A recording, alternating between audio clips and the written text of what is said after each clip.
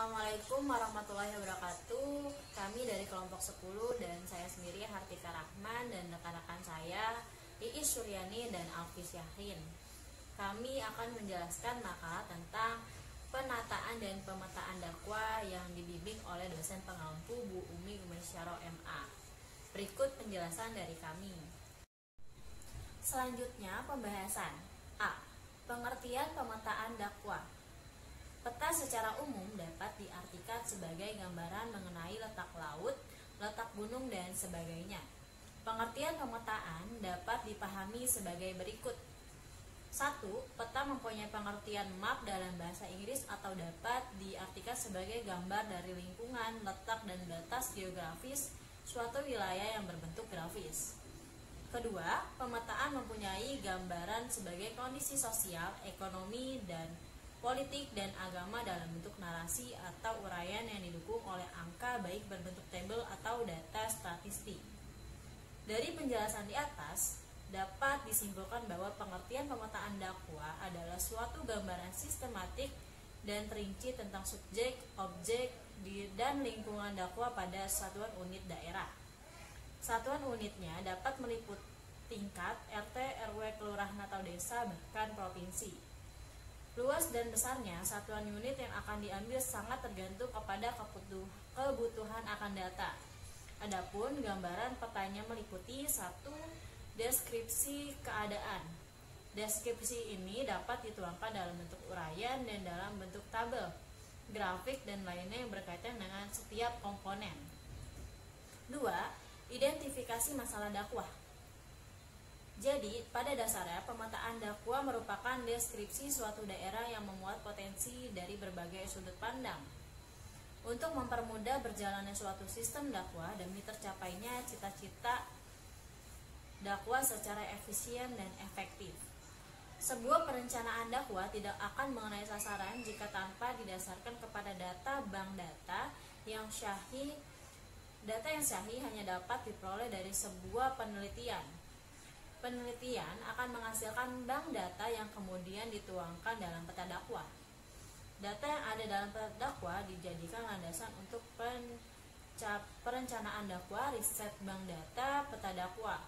Rencana dakwah, perkiraan masa depan, perumusan target dan tujuan, alternatif program dan prioritas, penentuan metode, waktu, dan tempat sasaran atau mad'u dan biaya.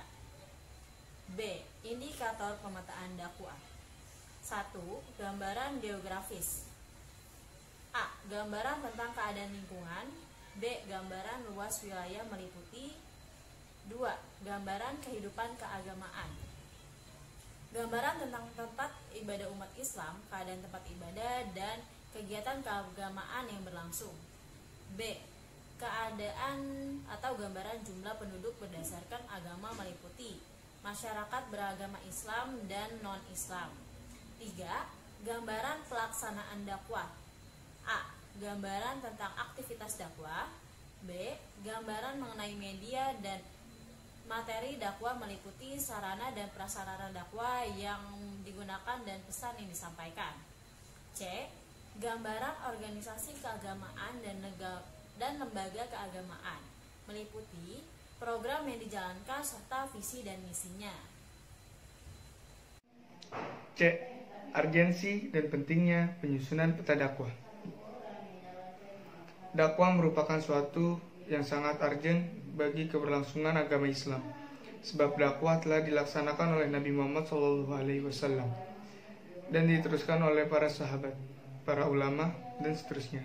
Berkembangnya Islam sampai saat ini tidak dapat dipungkiri bahwa itu semua berkat adanya aktivitas dakwah yang dilakukan oleh para juru dakwah dan para ulama yang dengan semangat dan keikhlasannya mengembangkan agama Islam kepada mereka yang belum memeluk agama Islam. Sejarah memberikan pelajaran pada kita bahwa setiap kelompok yang menyeru atau mengajak kita pada suatu paham niscaya ada pengikutnya.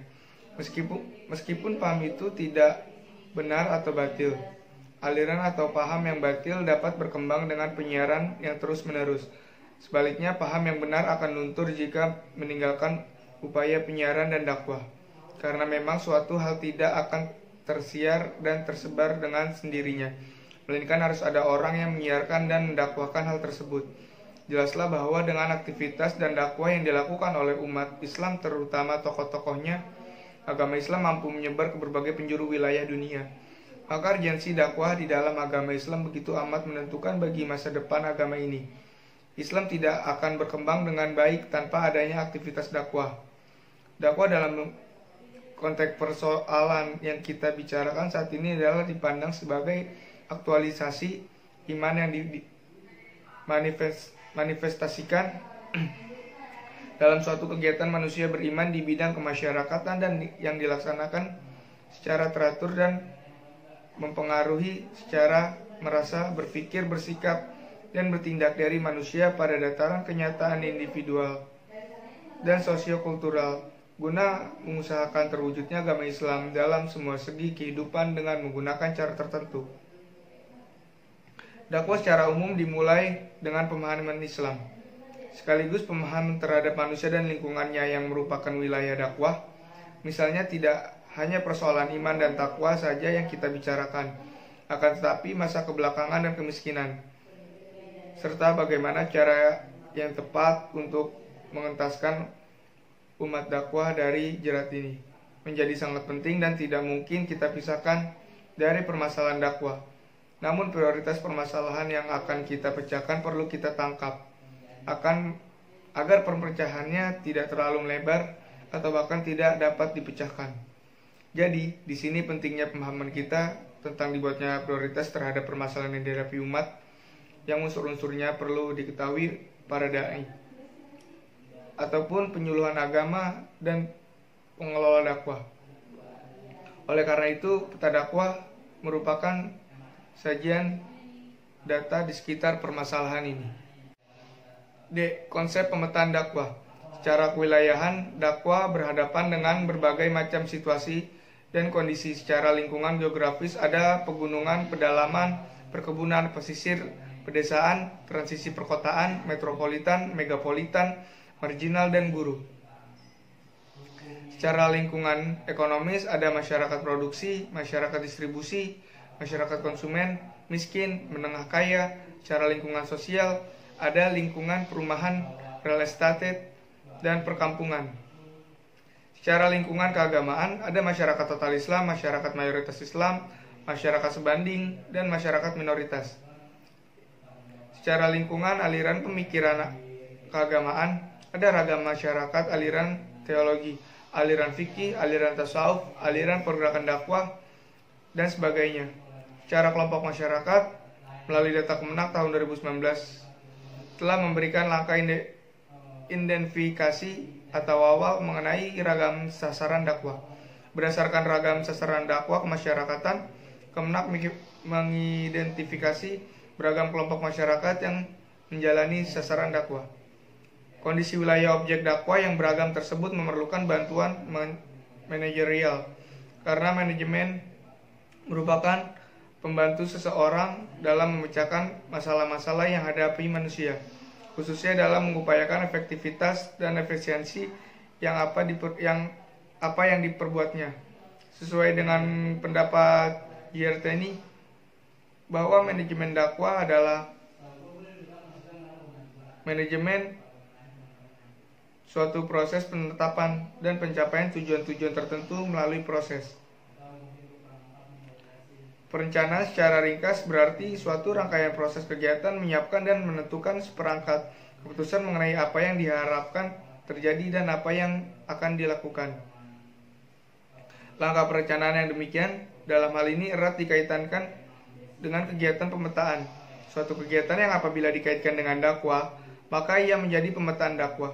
Studi pemetaan dakwah terkait dengan kebutuhan pemahaman penyuluh agama mengenai kondisi objek dakwah secara lebih detail dan spesifik. Ibarat dokter untuk mengobati pasiennya dengan obat yang tepat, maka dibutuhkan diagnosa yang tepat dan akurat pula. Tanpa diagnosa yang tepat, kemungkinan tidak tepatnya resep obat yang diberikan tentu amat besar. Demikian halnya dalam melakukan kegiatan dakwah, dibutuhkan adanya diagnosa objek dakwah yang akurat melalui studi pemetaan dakwah. Selanjutnya, unsur-unsur penyusunan peta dakwah. Yang pertama ada studi pemetaan dakwah. Nah, studi pemetaan dakwah ini bertujuan untuk 1. Memperoleh mat'u yang tepat sesuai dengan tujuan kegiatan dakwah. Yang kedua, memperoleh rumusan hasil yang akan dicapai, memperoleh gambaran tentang masalah dan hambatan yang bisa diatasi melalui dakwah. Yang keempat, memperoleh gambaran tentang potensi dan sumber daya yang bisa ditingkatkan melalui kegiatan dakwah. Yang kelima, memperoleh gambaran metode dan media yang sesuai bagi mat'u. Dan yang terakhir, memperoleh gambaran materi atau pokok-pokok bahasa yang tepat sesuai skala prioritas dakwah. Nah, unsur-unsur penyusunan dakwah yang kedua itu ada teknik pengumpulan data pemetaan dakwah. Yang ketiga, analisa data pemetaan dakwah. Dan yang terakhir ada signifikasi pemetaan dakwah pada perubahan sosial keagamaan. Selanjutnya, Assalamualaikum warahmatullahi wabarakatuh. Nama saya Muhammad Raffi Putra Yudanto dari kelompok 10 akan membacakan kegunaan peta dakwah. Melalui pemetaan sosiologis wilayah dakwah dapat dikembangkan gambarnya sehingga menjadi social setting wilayah tugas dakwah. Sejumlah kegunaan peta dakwah tersebut apabila berhasil dirancang dapat bermanfaat secara signifikan bagi perubahan sosial keagamaan. 1. Peta dakwah akan berguna semacam pemandu jalan atau pijakan menopang bagi para penyuluh agama untuk melakukan dakwah perubahan sosial keagamaan secara efektif dan efisien. Yang kedua, peta berguna dalam merencanakan materi yang hendak disampaikan penyuluh agama yang disesuaikan dengan kondisi objektif wilayah dakwah, baik menyangkut kondisi sosial statik maupun kondisi sosial dinamiknya. Yang ketiga, menyangkut metode dan media misalnya.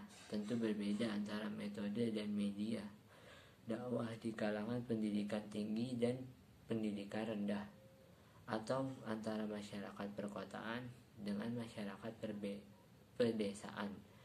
Antara daerah dengan daerah lain pun memiliki seperangkat norma dan adat istiadat yang beragam, yang menuntut keragaman materi, metode, dan media, meskipun tujuannya sama, yaitu mendekatkan objek dakwah kepada Allah Subhanahu wa Ta'ala. Namun, setiap wilayah memiliki jalannya sendiri untuk mencapai tujuan dakwahnya.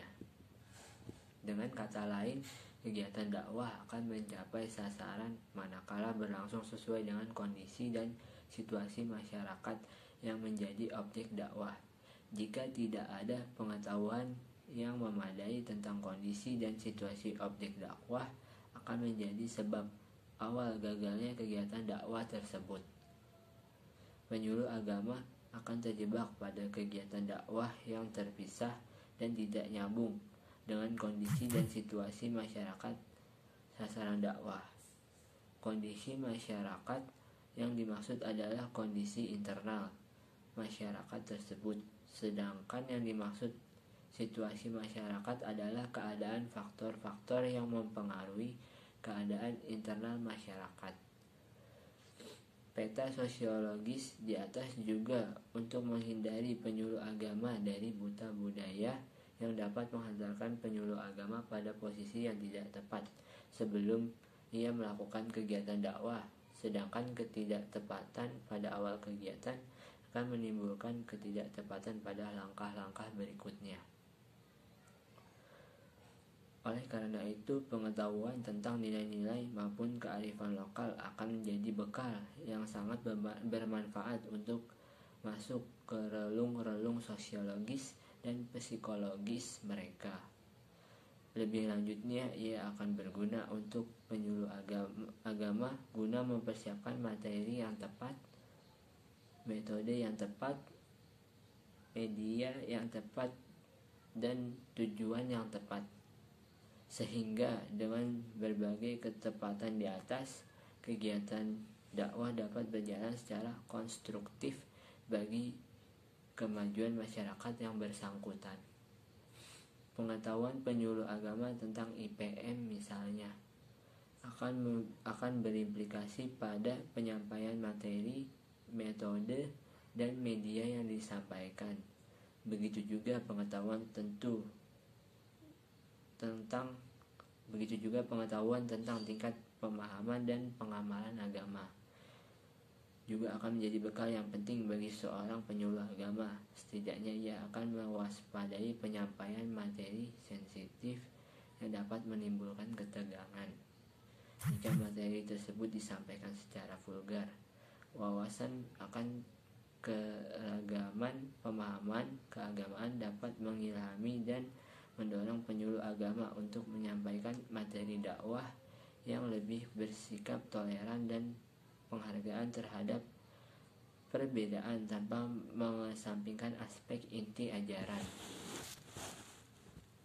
Dengan demikian, wawasan dan pemahaman mengenai kondisi internal masyarakat sebagai sasaran dakwah menjadi sangat penting, antara lain sebagai bahan pijakan dan pertimbangan pertama dalam menentukan materi, metode, dan media yang relevan. Paling tidak hal itu menjadi relevan dengan apa yang diajarkan Nabi SAW.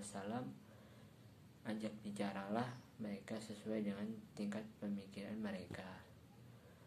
Demikian dari saya. Assalamualaikum warahmatullahi wabarakatuh. Dan yang terakhir, manfaat profil dai wilayah kerja penyuluh agama dalam rangka mengembangkan kegiatan dakwah. Gambaran profil dai di wilayah kerja penyuluh agama akan bermanfaat bagi para penyuluh dalam rangka mengembangkan kegiatan dakwah.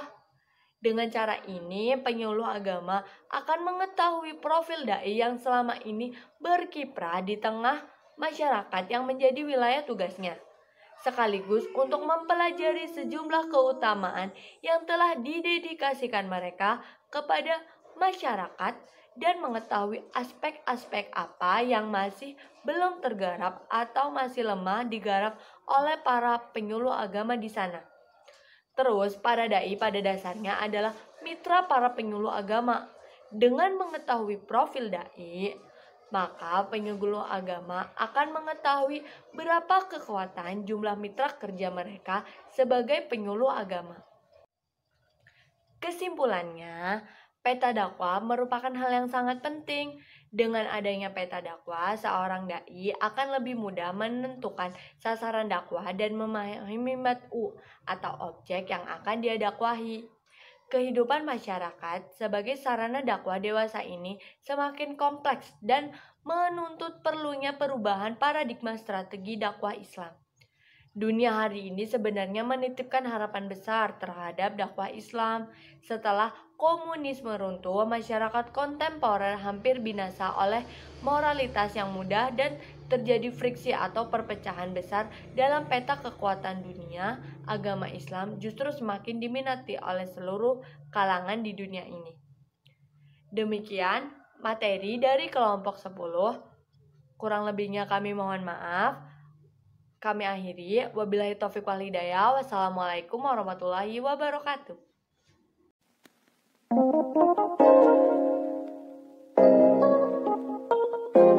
Kegunaan peta dakwah. Melalui pemetaan, sosiologis wilayah dakwah dapat dikembangkan gambarannya sehingga menjadi social setting wilayah tugas dakwah.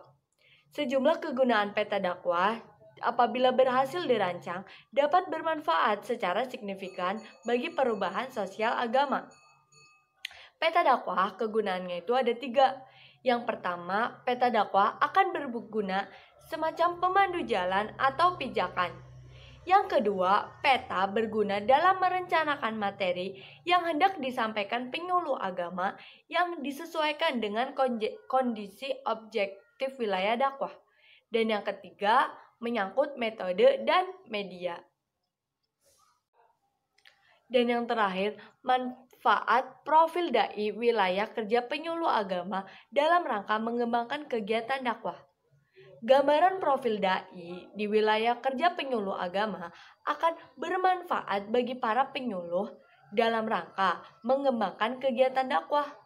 Dengan cara ini, penyuluh agama akan mengetahui profil dai yang selama ini berkiprah di tengah masyarakat yang menjadi wilayah tugasnya, sekaligus untuk mempelajari sejumlah keutamaan yang telah didedikasikan mereka kepada masyarakat dan mengetahui aspek-aspek apa yang masih belum tergarap atau masih lemah digarap oleh para penyuluh agama di sana. Terus, para dai pada dasarnya adalah mitra para penyuluh agama.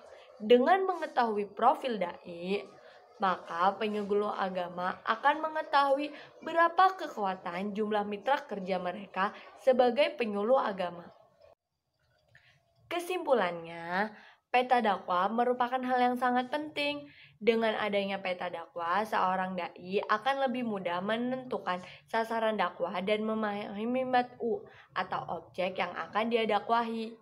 Kehidupan masyarakat sebagai sarana dakwah dewasa ini semakin kompleks dan menuntut perlunya perubahan paradigma strategi dakwah Islam.